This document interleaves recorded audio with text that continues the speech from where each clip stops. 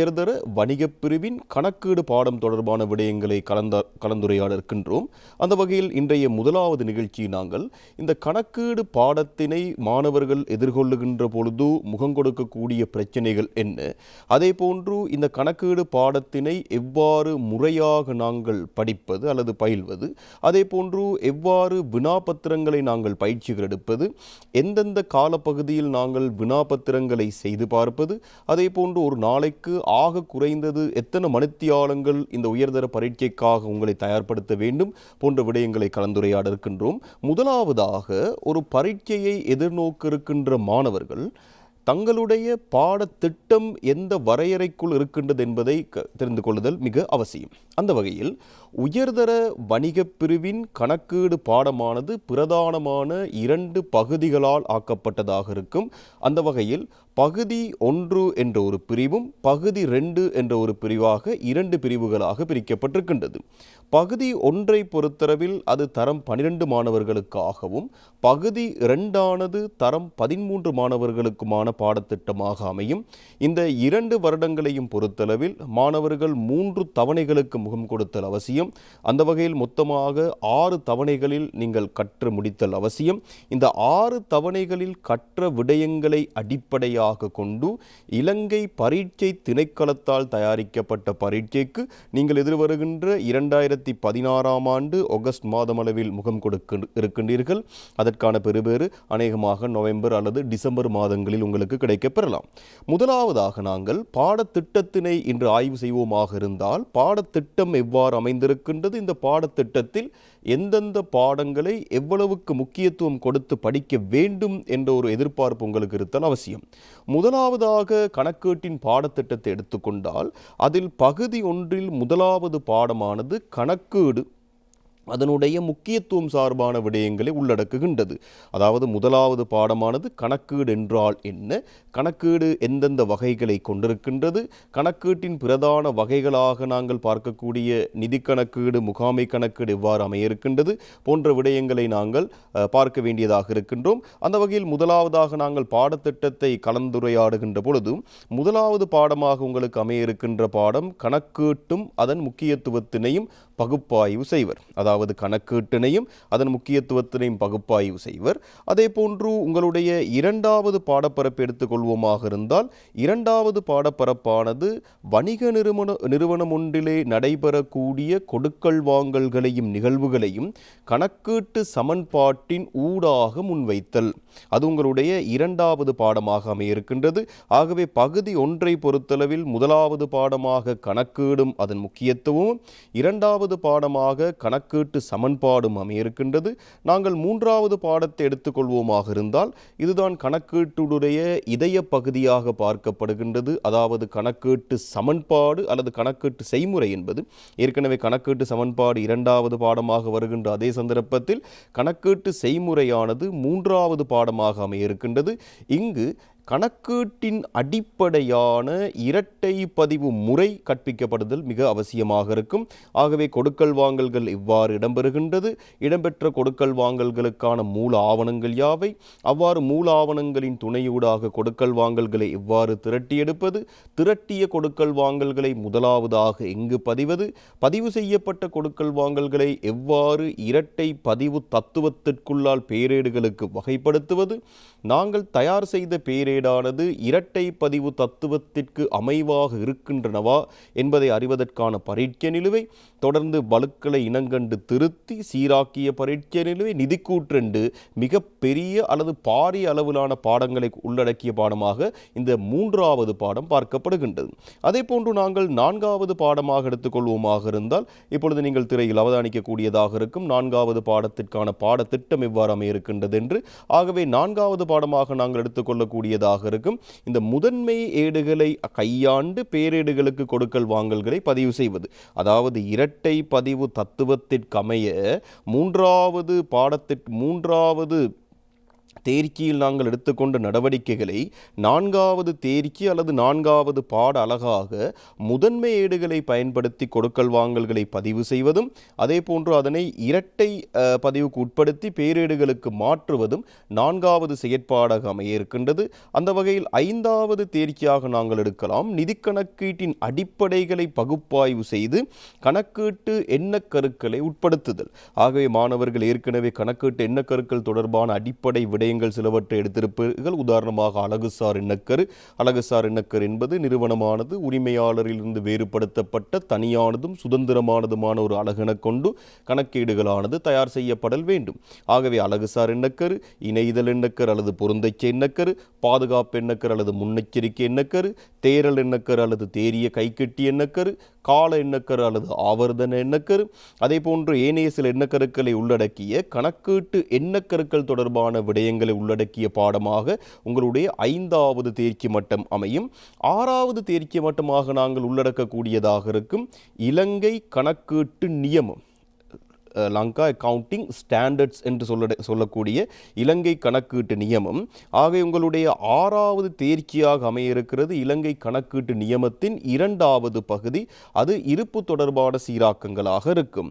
ஆகவே நிறுவனம் ஒன்றில் இருப்பு என்றால் என்ன, இருப்பின் பிரதான வகைகள் யாவை, இருப்பினை நாங்கள் எவ்வாறு விலையிடுவது, உதாரணமாக first in first out method, முதல் வெளியே முறை, வெயிட்டட் அவரேஜ் சிஸ்டம், நிறையளிக்கப்பட்ட சராசரி முறை போன்ற விடயங்களை நாங்கள் ஆய்வு செய்தல் அவசியம். அதோடு மேலதிகமாக நாங்கள் இருப்பு கணிப்பு கூற்றினை தயார் செய்தல், அதே போன்று இறுதி இருப்பு, விற்பனை கிரயம், மொத்த லாபம், தேரிய லாபம், ஆரம்ப இருப்பு, விற்பனை கிரயம், மொத்த லாபம், தேரிய லாபம் இவற்றுக்கிடையேயான தொடர்பு. சாதாரணமாக இறுதி இருப்பு அதிகரிக்கின்ற சந்தர்ப்பத்தில் ஏனைய விற்பனை கிரயம், மொத்த லாபம், தேரிய லாபம் போன்ற விடயங்களுக்கு என்ன நடக்கும் போன்ற விடயங்களை நாங்கள் அடிப்படையாக ஆய்வு செய்யக்கூடியதுதான் இந்த இலங்கை கணக்கீட்டு நியமம் 2ஆக அமையக்கூடிய பாடமாக இருக்கும் LKAS 2. 6வது பாடமாக LKS 2 அமைய 7வது பாடமாக இப்பொழுது நீங்கள் திரையில் அவதானிக்கலாம் இலங்கை கணக்கீட்டு நியமம் 16 ப்ராப்பர்ட்டி பிளான்ட் அண்ட் எக்யூப்மெண்ட், பொறி ஆதன உபகரணங்களுக்கான கணக்கு வைப்பு. உண்மையில் மாணவர்கள் உயர்தர வணிகப் பிரிவில் கணக்கீடு பாடத்தில் நிறைய மாணவர்கள் முகம் கொடுக்கக்கூடிய நிறைய பிரச்சனைகளை உள்ளடக்கிய ஒரு பாடமாக பார்க்கப்படுவதுதான் இந்த இலங்கை கணக்கீட்டு நியமம் 16 பொறி ஆதனம் உபகரணம் எனும் பாடம். ஆகவே இந்த பாடத்தில் வரக்கூடிய ஏனைய உள்ளடக்கங்கள் உங்களுக்கு தெரிந்திருத்தல் அவசியம். உதாரணமாக சொத்தென்றால் என்ன, அதாவது இலங்கை கணக்கீட்டு நியமம் 16 பிரயோகிக்க சொத்தொன்று கொண்டிருக்க வேண்டிய பண்பு.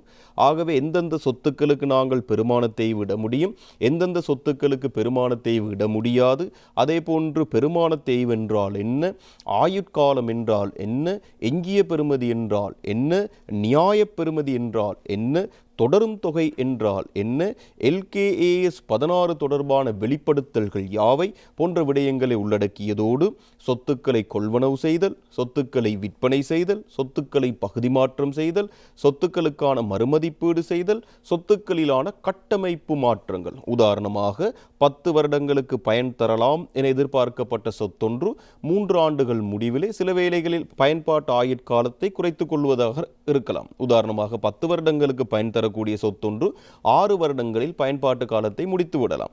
அதே போன்று 10 வருடங்களுக்கு பயன் தரும் என எதிர்பார்க்கப்பட்ட சொத்தொன்று 15 ஆண்டுகளுக்கு பயன் தரலாம். இது போன்ற கட்டமைப்பு மாற்றங்கள் வருகின்ற சந்தர்ப்பத்தில் எவ்வாறு நாங்கள் பெருமானத்தேய்வினை மேற்கொள்வது போன்ற விடயங்களை உள்ளடக்கியதுதான் இந்த LKAS 16 பொறி ஆதனம் உபகரணம் தொடர்பான பாடமாக அமையும்.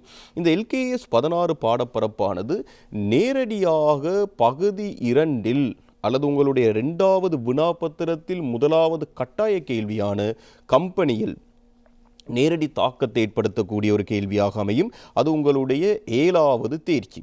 8வது தேர்ச்சியாக நாங்கள் எடுக்க முடியும் தனியுடைமை வணிகம் ஒன்றின் நிதிக்கூற்றுக்களை தயார் செய்தல்.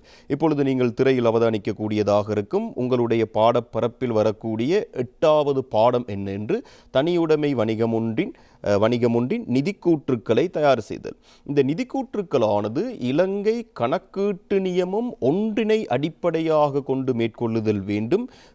preparation and presentation of financial statements, நிதிக்கூற்றுக்களை தயார் செய்தலும் முன்வைத்தலுமான பகுதியாக இலங்கை கணக்கீட்டு நியமம் 1 காணப்படுகின்றது. அந்த வகையிலே நீங்கள் முதலாவதாக தயாரிக்க வேண்டியதாக இருக்கும் ஒரு முற்றுமடங்கிய வருமான கூற்று, அதே போன்று நிதிநிலைமை கூற்று. சாதாரணமாக தனி வியாபாரத்தை பொறுத்தளவில் நாங்கள் ஒரு நிதிநிலைமை கூற்றையும் அதே போன்று வருமான கூற்றினையும் தயார் செய்தல் அவசியம். இங்கு தனி வியாபார நிறுவனத்தை பொறுத்தளவில் வருமான கூற்றும் நிதிநிலைமை கூற்றும் தயார் செய்கின்ற சந்தர்ப்பத்தில் அடிப்படை சீராக்கங்கள் தொடர்பான அறிவு மிக அவசியமானதாக இருக்கும். உதாரணமாக நாங்கள் எடுத்துக்கொள்ளலாம், அட்டுறு முறையை கையாளுகின்ற சந்தர்ப்பத்தில் இருப்பு சார்பான சீராக்கங்கள், இறுதி இருப்பு, விற்பனை அன்றில் திருப்புக, வழிச்சரக்கு, பொருள் பற்று, பொருள் சேதம் போன்ற விடயங்கள், அதே போன்று அட்டுறுக்கள் முற்பணங்கள் சம்பந்தமான விடயங்கள், அதே போன்று வருமானங்கள் செலவுகள் சம்பந்தமான விடயங்கள், தொடர்ந்து அறவிட முடியாத கடன், ஐயக்கடன், அதனோடு இணைந்த பெருமான தேய்வு, அடுத்தது ஊழியர் சேமலாப நிதிய, ஊழியர் நம்பிக்கை நிதிய சீராக்கங்கள், இவற்றை உள்ளடக்கிய முழுமையான முடிவு கணக்குகள் அல்லது நிதிக்கூற்றுக்களை நாங்கள் தயார் செய்தல் அவசியம்.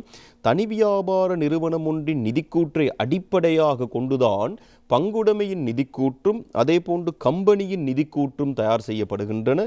ஆகவே பங்குடைமை, கம்பெனி இந்த 2 பாடப்பரப்புகளை அணுகுவதற்காக நீங்கள் முதலாவதாக தனி வியாபார நிறுவனங்களின் நிதிக்கூற்றுக்களை சிறப்பான பயிற்சிகள் கொண்டிருத்தல் அவசியம். தொடர்ந்து நாங்கள் 9வது தேர்ச்சியாக அவதானிக்கலாம், நிறைவில் பதிவினூடாக, திரையில் இப்பொழுது அவதானிக்கக்கூடியதாக இருக்கும், நிறைவில் பதிவினூடாக வணிகம் ஒன்றின் செயற்பாற்று பெறுபேற்றினையும் நிதி நிலைமையினையும் வெளிப்படுத்துவர். அதாவது நிறைவில் பதிவியல் அல்லது ஒற்றை பதிவியல் என்ற பாடப்பரப்பை அடிப்படையாக கொண்டு நாங்கள் கணக்கேடுகள் தயார் செய்கின்ற சந்தர்ப்பத்தில் அதனூடாக செய்யக்கூடிய சீராக்கங்களை மேற்கொள்ளுதல். உதாரணமாக லாப சமன்பாட்டினை தயாரித்தல், இறுதி மூலதனம், சய ஆரம்ப மூலதனம், சகப்பற்று, சய மேலதிக மூலதனம் போன்ற விடயங்களை உள்ளடக்கி உங்களுக்கான லாப சமன்பாடு தயார் செய்யப்படலாம். அதே போன்று கடந்த காலங்களில் இந்த ஒற்றை பதிவியல் பாடமானது தனி வினாவாக வினாவப்பட்டாலும் கூட 2012ஆம் ஆண்டு மேற்கொள்ளப்பட்ட பாடத்திட்ட சீரமைப்பின் பின்னர் இந்த நிறைவில் பதிவியல் அல்லது ஒற்றை பதிவியலானது அநேகமான சந்தர்ப்பங்களில் பங்குடைமை பாடப்பரப்போடு இணைந்து வருவதை அவதானிக்கக்கூடியதாக இருக்கின்றது. இது உங்களுடைய 9வது பாடப்பரப்பாக அமையும். 10வதாக நாங்கள் இப்பொழுது திரையில் அவதானிக்கலாம். 10வது பாடமாக அல்லது 10வது தேர்ச்சியாக லாப நோக்கமற்ற நிறுவனங்களின் கணக்குகள். இதை நாங்கள் ஆங்கிலத்தில் கூறலாம் நான் ப்ராஃபிட் மேக்கிங் ஆர்கனைசேஷன்ஸ் அக்கவுண்ட்ஸ், லாப நோக்கமற்ற நிறுவனங்களின் கணக்குகள். இங்கு பிரதானமாக நாங்கள் ஆய்வு செய்யக்கூடியதாக இருக்கும். முதலாவதாக லாப நோக்கமற்ற நிறுவனத்திற்கான பிரதான வருமான மூலம் சந்தா. ஆகவே சந்தா கணக்கு, காசு கணக்கு அல்லது கொள்ளல் கொடுத்தல் கணக்கு, அதே போன்று வருமான செலவு கணக்கை நாங்கள் தயார் செய்தல் அவசியம். அதே போன்று திரண்ட நிதியினை கண்டுபிடித்தல் போன்ற விடயங்களை உள்ளடக்கியதுதான் இந்த லாப நோக்கமற்ற நிறுவனங்களின் கணக்குகளாக இருக்கும். இது உங்களுடைய பகுதி 1 பாடத்திட்டத்தில் 10வது தேர்ச்சியாக அமையக்கூடியது. அதே போன்று நாங்கள் 11வது தேர்ச்சியாக அல்லது இறுதி தேர்ச்சியாக அல்லது முக்கியமான தேர்ச்சியாக இப்பொழுது திரையில் அவதானிக்கக்கூடியதாக இருக்கும். அதுதான் பங்குடைமை பாடப்பரப்பாக இருக்கும். ஆகவே 11வது தேர்ச்சியாக நாங்கள் பங்குடைமை வணிகம் ஒன்றின் நிதி பெறுபேற்றினையும் நிதி நிலைமையினையும் வெளிப்படுத்துவதற்காக வருமான கூற்று, நிதி நிலைமை கூற்று, காசு பாய்ச்சல் கூற்று என்பவற்றை தயாரிப்பர். ஆகவே மாணவர்களே, நாங்கள் ஏற்கனவே சொன்னது போல் தனி வியாபார நிறுவனம் ஒன்றின் நிதிக்கூற்றுக்களை அடிப்படையாக கொண்டு ஏற்கனவே கூறியது போல் தனி வியாபார நிறுவனம் ஒன்றின் நிதிக்கூற்றுக்களை அடிப்படையாக கொண்டுதான் இந்த பங்குடைமை பாடப்பரப்பானது மேலும் விரிவுபடுத்தப்பட்டிருக்கின்றது. ஆகவே பங்குடைமை பாடப்பரப்பை பொறுத்தளவில் இங்கு நாங்கள் பிரதானமாக தயார் செய்யக்கூடிய கணக்குகளாக ஒன்று வருமான கூற்றினை எடுத்துக்கொள்கின்றோம். வருமான கூற்றினை அடிப்படையாக கொண்டு மொத்த லாபம், தேரிய லாபம் என்பன கண்டுபிடிக்கப்படுகின்றன. இந்த தேரிய லாபத்தை அடிப்படையாக கொண்டு பங்குடைமையிலே பங்காளர் சார்பாக இடம்பெறக்கூடிய செயற்பாடுகளையும் உள்வாங்கி நாங்கள் ஏற்கனவே பழைய பாடத்தில் கூறுவது போல் பகிர்கணக்கு தயாரித்தல் அவசியம். இந்த பகிர்கணக்கானது வருமான கூட்டின் ஒரு பகுதியாக பார்க்கப்படுவதனால் ஏற்கனவே வருமான கூட்டில் தயார் செய்யப்படுகின்ற வியாபார கணக்கு, லாப நட்ட கணக்கு, லாப நட்ட பகிர்கணக்கு இந்த 3 விடயங்களையும் ஒன்றிணைத்து முழுமையான ஒரு வருமான கூற்றினை நாங்கள் தயார் செய்யலாம். தொடர்ந்து நாங்கள் ஒரு நடைமுறை கணக்கு, மூலதன கணக்கு இவற்றை அடிப்படையாக கொண்டு நிதி நிலைமை கூற்று, இங்கு பங்காளர் சேரல், பங்காளர் விலகல் போன்ற விடயங்கள் உள்வாங்கப்படக்கூடியதாக இருக்கும். அதே போன்று இங்கு பிரதானமாக மேற்கொள்ளக்கூடிய இன்னும் ஒரு சீராக்கமாக நாங்கள் பார்க்கப்படுவதுதான் நன்மதிப்பு சார்பான சீராக்கங்கள். கடந்த காலங்களில் பொறுத்தளவில் பங்குடைமை பாடப்பரப்பு என்பது வெறும் 10 புள்ளிகளை கொண்ட ஒரு வினாவாக வினாவப்படுவதன் காரணமாக அந்த அளவுக்கு மிக கடினமான விடயங்களை உள்ளடக்கியதாக பங்குடைமை பாடப்பரப்பிலான வினாக்கள் வினாவப்படுவதில்லை. மிக இலகுவான வினாக்களாக இருக்கின்றன. 2015ஆம் ஆண்டு வினாப்பத்திரத்தை எடுத்துக்கொள்வோமாக இருந்தால் அங்கு ஒரு பங்குடைமை அமைப்பானது ஆரம்பிக்கப்படுகின்றது. அதனோடு இணைந்து ஒரு வங்கி கணக்கு பேணப்பட்டு ஒரு வங்கி இணக்கக்கூற்றும் தயார் செய்யப்பட கேட்டிருக்கின்றார்கள். ஆகவே வங்கி இணக்கக்கூற்று ஏற்கனவே கணக்கீட்டு சமன்பாட்டில் ஒரு பாடமாக ஒரு பகுதியாக வந்தாலும் கூட கடந்த ஆண்டு 2015ஆம் ஆண்டு வந்த வினாப்பத்திரத்தில் அது பங்குடைமையோடு இணைக்கப்பட்டிருக்கின்றது. ஆகவே 2016ஆம் ஆண்டு உயர்தர பரீட்சை எழுதியிருக்கின்ற மாணவர்களுக்கு அநேகமாக வங்கி இணக்கக்கூற்று சில வேளைகளில் பங்குடைமையில் இணைக்கப்படலாம் அல்லது வேறொரு பகுதியோடு இணைக்கப்பட்டு ஒரு வினாவப்படலாம். பங்குடைமை என்பது உங்களுடைய வினாப்பத்திரத்தில் கட்டாய வினாவாக இருக்கும். இது உங்களுடைய பகுதி 1ற்கான பாடத்திட்டம். அதே போன்று நாங்கள் பகுதி 2ஐ எடுத்துக்கொள்வோமாக இருந்தால் பகுதி 2 உங்களுடைய வினாப்பத்திரத்தில் மிக தாக்கத்தை ஏற்படுத்தக்கூடிய ஒரு பகுதி. ஆகவே பகுதி 2ஐ பொறுத்தளவில் உங்களுடைய பிரதான வினாவாக வரக்கூடியது கம்பெனியாக இருக்கும். இப்பொழுது நாங்கள் பகுதி 2 பாடத்திட்டத்தை திரையில் அவதானிப்போம். அந்த வகையில் 12வது பாடப்பரப்பாக அல்லது 12வது தேர்ச்சியாக அமையக்கூடியது உங்களுக்கு இலங்கை கணக்கீட்டு நியமங்களை பயன்படுத்துதல். இப்பொழுது நீங்கள் திரையில் அவதானிக்கலாம். அதாவது எவ்வாறு பகுதி 2 பாடத்திட்டங்கள் உருவாக்கப்படுகின்றன என்று. இலங்கை கணக்கீட்டு நியமங்களை பயன்படுத்துதல் என்பது இங்கு பிரதானமாக பார்க்கப்படும். அந்த வகையில் இலங்கை கணக்கீட்டு நியமங்களை பொறுத்தளவில் நாங்கள் எடுத்துக்கொள்ளலாம் இலங்கை கணக்கீட்டு நியமம் 8, இலங்கை கணக்கீட்டு நியமம் 10 போன்ற விடயங்களை இவ்விடத்தில் பயன்படுத்தக்கூடியதாக இருக்கும். அதே போன்று கூட்டிணைக்கப்பட்ட கம்பெனி ஒன்றின் செயற்பாடுகளும் பெறுபேறுகளையும் ஆய்வு செய்தல், இதுதான் பகுதி 2இன் மிக பிரதான பாடப்பரப்பாக அமைய இருக்கின்றது. அந்த வகையில் பகுதி 2ஐ பொறுத்தளவில் கம்பெனி பாடம் என்பது உங்களுடைய உயிர் மூச்சாக நீங்கள் பார்க்கப்பட வேண்டிய பாடம்.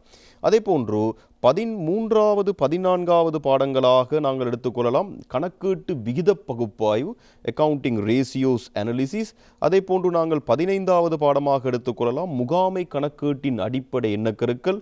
இங்கு பிரதானமாக நாங்கள் கிரயம் தொடர்பான விடயங்களை ஆய்வு செய்ய இருக்கின்றோம். அந்த வகையில் பொருட்கிரயம், கூலிக்கிரயம், மேந்தலை கிரயம் போன்ற விடயங்களை கதைக்கக்கூடியதாக இருக்கும். தொடர்ந்து நாங்கள் 15, 16வது பாடமாக எல்லை கிரயவியலை ஆய்வு செய்யக்கூடியதாக இருக்கும். அதே போன்று 17வது பாடப்பரப்பாக நாங்கள் முதலீட்டு தீர்மானம் தொடர்பான விடயங்களை அவதானிக்கக்கூடியதாக இருக்கும் மாணவர்களே. அந்த வகையில் இன்றைய நிகழ்ச்சியில் முதல் பகுதியில் நாங்கள் உங்களுடைய பாடத்திட்டம் எவ்வாறு அமையும் தொடர்பான விடயங்களை கலந்துரையாடியிருந்தோம். தொடர்ந்து வரக்கூடிய அடுத்த பகுதியிலே கணக்கீட்டின் முதலாவது பாடம் தொடர்பான விடயங்களை அவதானிக்கக்கூடியதாக இருக்கும்.